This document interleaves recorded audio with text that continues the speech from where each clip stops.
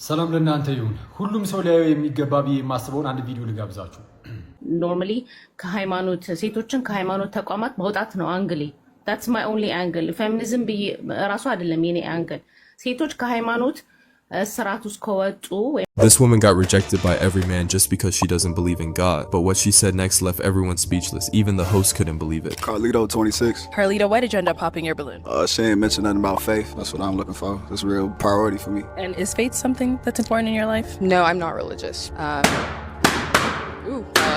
Joel, 25. Well, you said you don't believe in any faith at all. I'm not going to say I'm like the most faithful person, but I do still believe to some degree. So I think there has to be at least some degree there for me to like work with it. Yeah, I'm just not religious. I'm like agnostic, I think. Saran, 29. Yeah, I'm a believer. Believe in God. Simple as it gets. You killed me with the agnostic thing. Jalen, 25. Didn't love the fact that you said you're just not religious. I'm not gonna lie. Somebody tell me what agnostic means. It's like you don't not believe in a faith, but you just don't have a specific faith that you're like drawn to. Yeah, I mean, I would just like my partner to have some type of foundation. Doesn't seem like she has that. So Bruno, 26. I pray, man of God. So I want my partner to be able to pray with me. So I'm like, damn, I'll convert.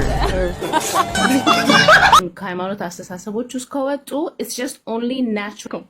Anyway, I'm so glad to see that you guys are coming to the realization that religion is actually a weapon formed against women. ለሴቶች ጠላት የሆነ ኢንስቲትዩሽን ነው ራሱ።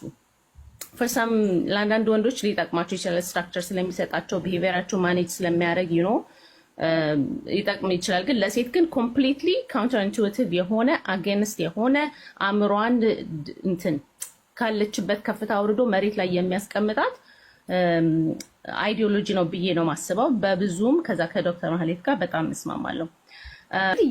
ያ ሳይኪ ዲቨሎፕ ሲያደርግ በልጅነት በጣም ዲፊካልት ነው ከዛ ውስጥ መውጣት። it took us a long time by the way እንደዚህ ሰብረን ወተን ለመናገር በሃይማኖት ላይና ሃይማኖት በጣም መመታት ያለበት አይዲዮሎጂ ይሰበር እንደሚባለው መሰበር ያለበት ነገር ብዬ ነው ማስበው። የልጆቻችን ሳይኪ ላይ የተጫወተ ያለ የሴቶቻችን ላይ ምንድነው ወደ ኋላ ያስቀረት።